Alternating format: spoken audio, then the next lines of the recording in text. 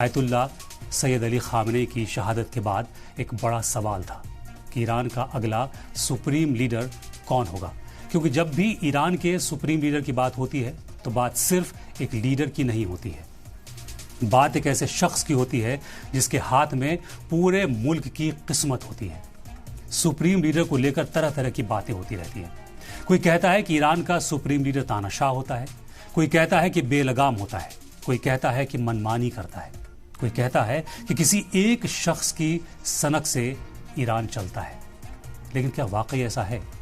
Supreme leader को दुनिया तानाशाह कह रही है, वो तानाशाह नहीं होता है बल्कि ईरान की मजलिस खुबरगान यानी असेंबली ऑफ एक्सपर्ट के जरिए चुना जाता है। तो सबसे पहले समझते हैं कि मजलिस खुबरगान क्या है और इसके मेंबर कितने होते हैं और कैसे चुने जाते हैं। मजलिस खुबरगान ईरान की एक स्पेशल असेंबली है। इस असेंबली में 88 मेंबर्स होते हैं। इन मेंबर्स का चुनाव हर 8 साल में अवाम करती है, यानी ईरान की अवाम करती है। लेकिन चुनाव लड़ने से पहले हर उम्मीदवार को गार्जियन काउंसिल की मंजूरी लेना जरूरी होता है। अब गार्जियन काउंसिलिंग क्या होती है ये भी जान लेते हैं। गार्जियन काउंसिलिंग यानी शुरा निगहबान को ईरान का इलेक्शन कमीशन समझिए। गार्जियन काउंसिल ही उम्मीदवार की अहलियत यानी उसकी योग्यता देखती है, उम्मीदवार के पर्चे की जांच करती है। गार्जियन काउंसिल में नॉमिनेशन के बाद मेंबर्स का इलेक्शन होता है, चुनाव होता है। जनता उम्मीदवार को चुनकर भेजती है।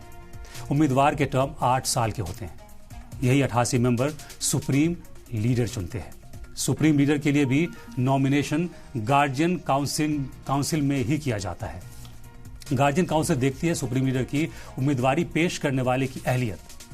ईरान के कॉन्स्टिट्यूशन के मुताबिक सुप्रीम लीडर का उम्मीदवार वही हो सकता है जिसे शिया इस्लाम की गहरी समझ हो, मजहबी और सियासी मामलों में मजबूती से रहनुमाई कर सके, किरदार पाक साफ हो, कोई इल्जाम कभी न लगा हो, यानी करप्शन का कोई भी इल्जाम न लगा हो, सादिक, अमीन, आदिल, ईमानदार और परहेजगार हो। ये पहली शर्त है।